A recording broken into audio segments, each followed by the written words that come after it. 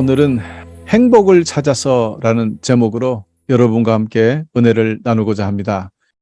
여러분, 로마서에는 예수님께서 무엇을 하셨는지, 또 왜 하셨는지, 그리고 그 예수님의 사역의 결과는 무엇인지, 그리고 예수님을 통해서 하나님과 우리의 관계는 또 어떻게 되는 것인지 아주 명확하게 기록해 두었습니다. 또한 하나님의 은혜롭고 지속적인 계획과 반대로 타락한 인간의 본성에서 영감을 얻은 그런 거짓된 현실 세상에 잘 대처하기 위하여 권고하고 있기 때문에 지금 성도님들에게도 삶의 귀중한 지침서가 된다는 것을 여러분에게 말씀드립니다. 그래서 오늘 그 전체를 다 할 수는 없지만 그 맛배기로 로마서 5장 1절에서 11절까지만 나누도록 하겠습니다. 자, 그럼 먼저 1절부터 들어가 보겠습니다. 우리가 믿음으로 의롭다 함을 받았으므로 우리는 우리 주 예수 그리스도로 말미암아 하나님과 함께하는 평강을 누리고 있습니다. 첫 번째로 등장하는 것이 평강입니다. 신과의 평화, 이 개념은 결코 낯선 것이 아닙니다. 로마인들은 신의 형상을 만들어 놓고 그 앞에 제사와 축제를 베풀었습니다. 그 이유는 왜 그랬을까요? 신들과 평화를 유지하기 위해서 그렇게 노력했던 것입니다.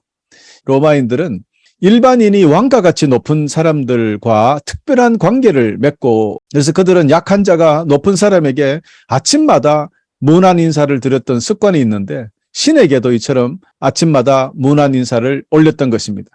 그래서 특히 자신의 집 근처에 있는 신전에 특별하게 모셔진 신에게 지극정성을 다했던 것이죠. 이는 평화롭게 살기 위한 노력이라고 할 수 있습니다. 이렇게 평화를 원하고 유지하기를 노력했던 그 로마인들, 그러나 그들은 참 평화를 알지 못했습니다. 참된 평화는 인간의 노력이나 힘으로 얻어지는 것이 아니기 때문입니다.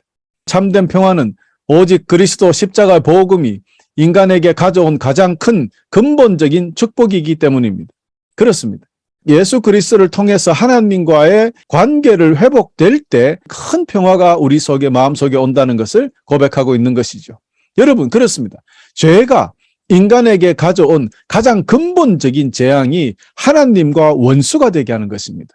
그래서 예수 그리스도의 보혈을 통해서 하나님과 화해하고 평강을 이루어지면 그때 모든 축복이 자동으로 따라온다는 것을 여러분 꼭 기억해야 하겠습니다. 2절로 넘어가 보겠습니다. 예수 그리스도에 의해서 또 믿음으로 우리는 지금 우리가 서 있는 이 은혜의 자리에 들어와 있습니다. 그리고 하나님의 영광을 소망하며 즐거워합니다 라고 했습니다. 여러분, 하나님과 화해하고 평강을 얻게 된 사람은 하나님의 은혜의 자리에 들어와 있다고 했습니다. 이 뜻은 예수 그리스도를 통하여 의롭다고 인정받게 되면은 하나님의 왕궁에 들어와서 하나님 옆에 계속 살 수 있게 된다는 그런 상태를 말합니다. 이런 것을 은혜라고 합니다. 우리가 복음을 받게 되면 하나님의 은혜가 넘치고 우리 마음속에 평화가 넘친다는 그런 일이 아니겠습니까? 또 여기서 소망하며 즐거워한다라고 2절 끝에 그랬잖아요. 여기서 즐거워하다라는 말은 원어 성경에 보면 카우코메사라는 말인데요. 이 카우코메사라는 말은 즐거워하다라는 뜻도 되지만 자랑하다라는 뜻도 있습니다. 그렇다면은 하나님과 함께 왕궁에 살 수 있다는 이 기쁨, 그것을 구원이라고 표현할 수 있는데요. 그런 구원의 확신을 갖게 되고 구원을 얻게 되니까 즐겁잖아요. 그런데 이 즐겁다는 말과 자랑하다는 말이 같이 포함되어 있다고 했으니까 여러분도 즐거워하시기 바라고요. 또 자랑하시기를 간절히 축원합니다.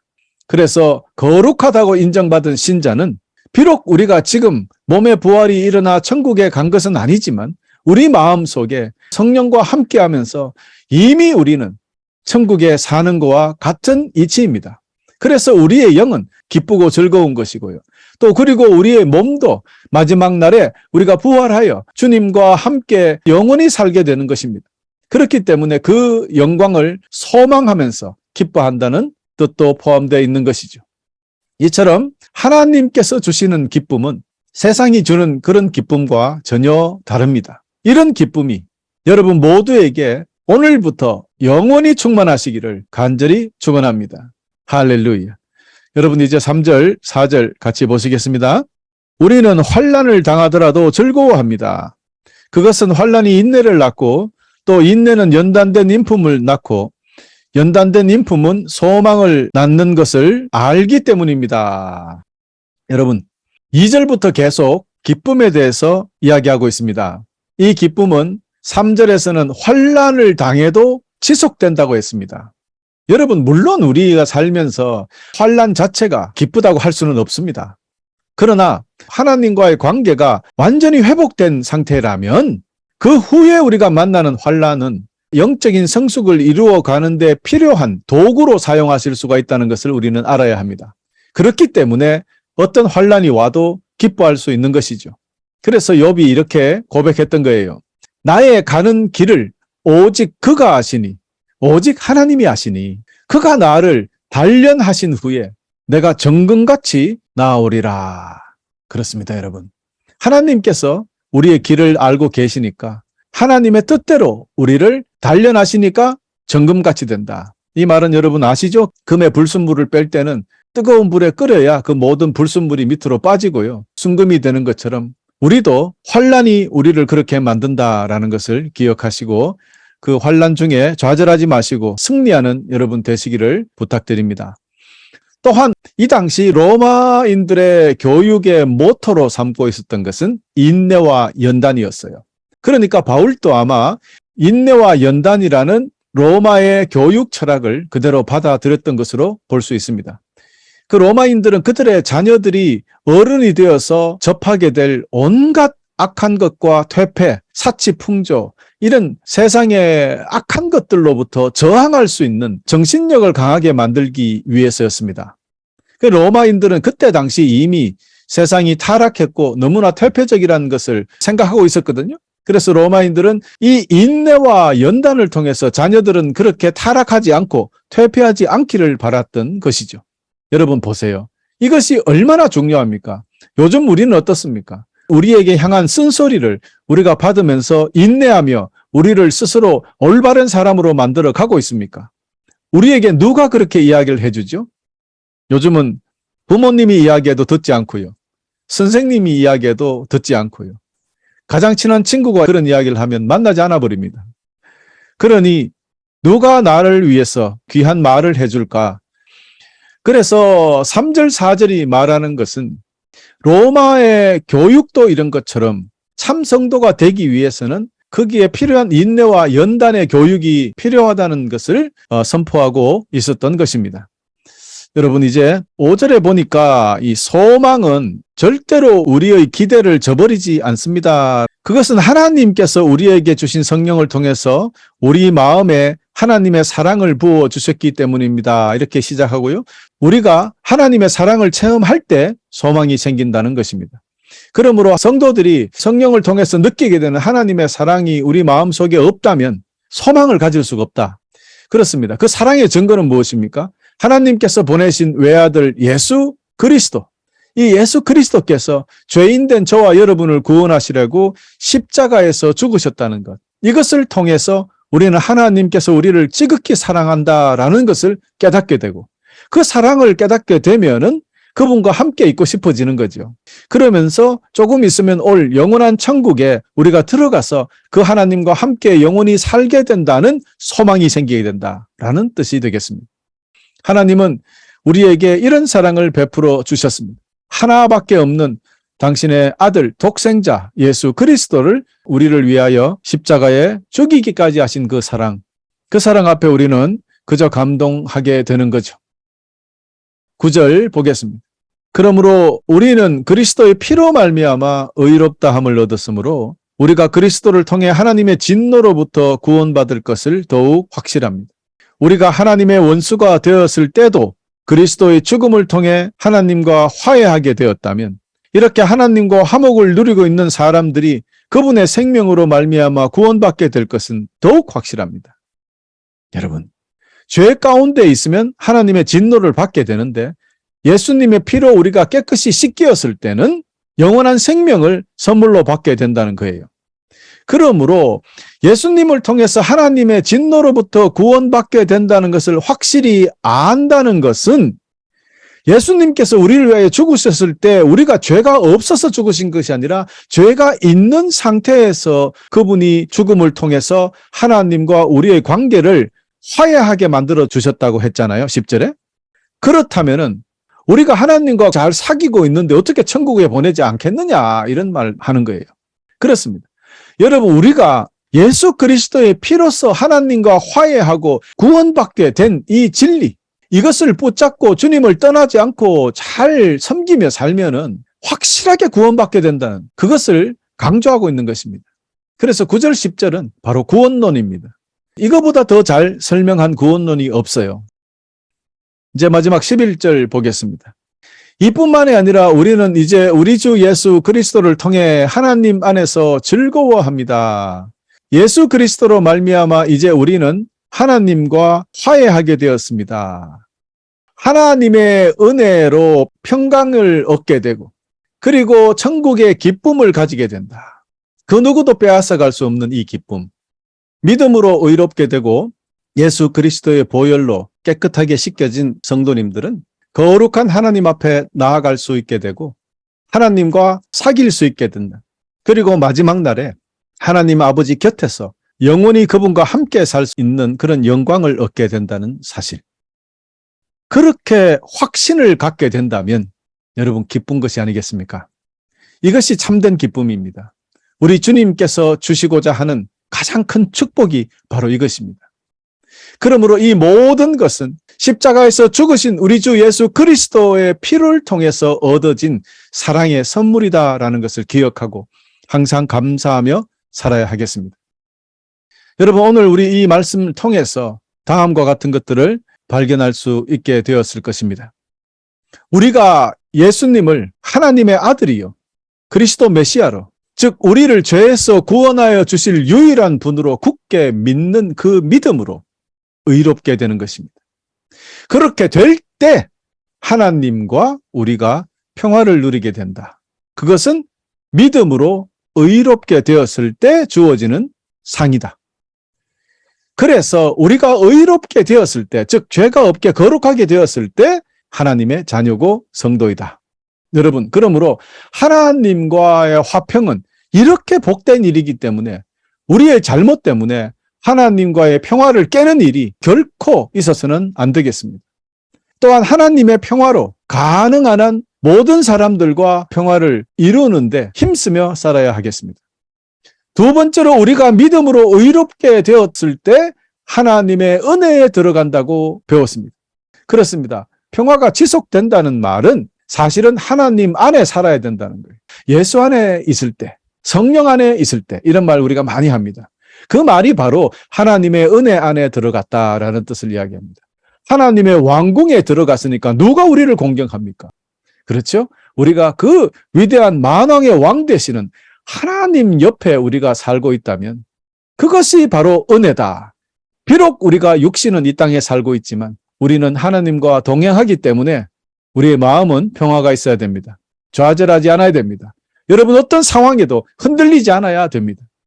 우리가 믿음으로 의롭게 되면은 하나님과 화평하게 되고 하나님의 은혜에 들어가는 것, 즉 주 안에 사는 것이니 어떤 환난이나 어려움이나 어떤 힘든 상황 속에 있다 하더라도 세 번째로 기뻐하게 됩니다. 여러분, peace요, grace요, joy. 하나님과 우리가 관계가 회복되어서 평화가 있으니까, 그리고 나서는 그 위대하신 하나님 옆에 있으니까 그래서 기쁜 거예요. 또한 우리가 얻을 하나님의 영광을 바라보면서 앞으로 영원히 그분과 함께 살게 된다고 생각해 보십시오. 저 천국에서. 이것은 소망이죠. 그렇습니다. 하나님으로부터 인정받게 되면 그리스도 안에서 소망을 가지게 된다는 것입니다. 그 소망은 하나님께서 믿는 자에게 주시는 천국에 관한 소망입니다. 성도들조차도 천국에 소망이 없이 사는 사람들 저는 너무나 많이 봅니다. 모든 눈이 이 세상에 꽂혀 있어요. 하늘을 바라보고 저 천국에 소망이 있어야 되는데 말입니다. 구원받은 성도들이 영원토록 하나님과 함께 살면서 하나님의 영광의 자리에 동참할 수 있는 그런 놀라운 소망을 말하는 것인데, 그 소망이 우리에게 있다면 어찌 기쁘지 않을 수 있습니까? 어떤 환경이라도 상관없이 우리 미래에 다가올 구원의 소망, 천국의 소망, 하나님과 함께 영원히 사는 그 소망, 이것은 우리에게 보장되어 있기 때문에 곧 하나님과 영원히 함께 살게 된다는 확신이 있기 때문에 어떤 상황 속에서도 우리가 행복하게 살 수 있다는 것입니다. 여러분, 그리고 우리가 이 모든 축복을 받게 되는 그 근원이 무엇입니까? 어디에서 출발했습니까? 그렇습니다. 하나님 아버지의 사랑에서 출발했다는 것을 여러분 잊지 않기를 간절히 축원합니다. 그 하나님의 사랑은 어떤 죽음이나 생명이나 천사들이나 하늘의 권세자들이나 현재일이나 장래일이나 어떤 힘이나 가장 높은 것이나 깊은 것이나 그 밖에 어떤 피조물이라도 우리를 우리 주 예수 그리스도 안에 있는 하나님의 사랑에서 끊을 수 없다고 로마서 8장 38절에서 39절이 분명히 선포하고 있습니다. 그러므로 우리를 위하여 십자가 위에서 기꺼이 제물이 되어 주셨던 우리 주 예수 그리스도를 본받아 우리 역시도 그 사랑으로 하나님을 사랑하고 그 사랑으로 이웃을 사랑하며 살아야 하겠습니다. 여러분, 예수 그리스도를 믿는 그 믿음에서 하나님께 의롭다고 인정을 받을 때 은혜도 평강도 기쁨도 소망도 선물로 주신다는 것. 그러므로 의롭다고 판정받게 된 사람들을 성도라고 하고 그 사람들이 하나님의 백성이요, 하나님의 자녀다라는 것을 기억하시기를 축복합니다.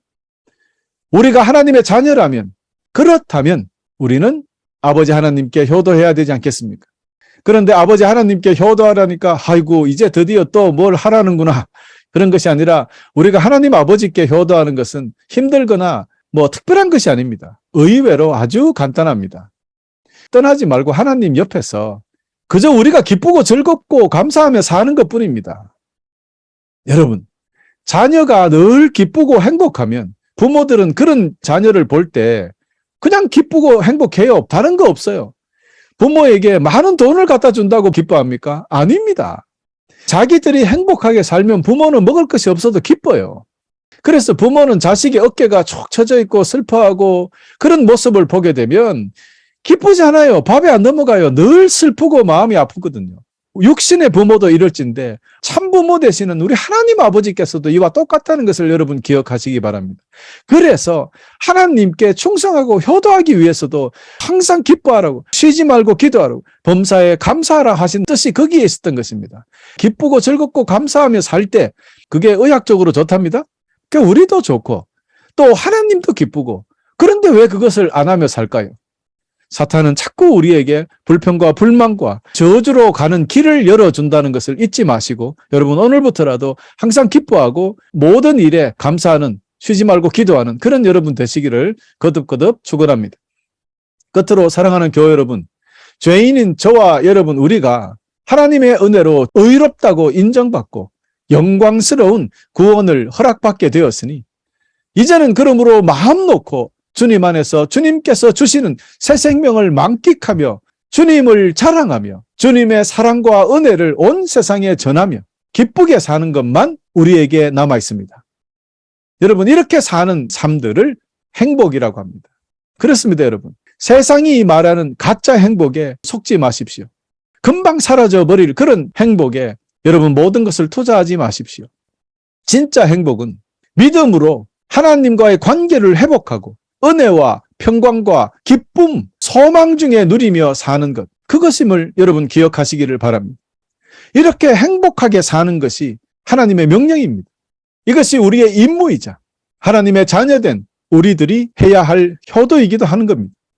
그러므로 비록 지금 우리가 이 세상에서 힘들고 어렵다 하더라도 믿음으로 의롭게 되어서 하나님의 은혜와 평강 속에서 천국의 소망을 가지고 항상 기쁘게 살아야 하겠습니다. 즉 다시 말해서 행복하게 살아야 하겠습니다. 오늘부터 여러분 모두 믿음으로 의롭게 되어서 하나님의 은혜와 평강 속에서 천국을 소망하며 항상 기쁘게, 항상 행복하게 사시기를 간절히 축원하면서 오늘 말씀을 마치겠습니다.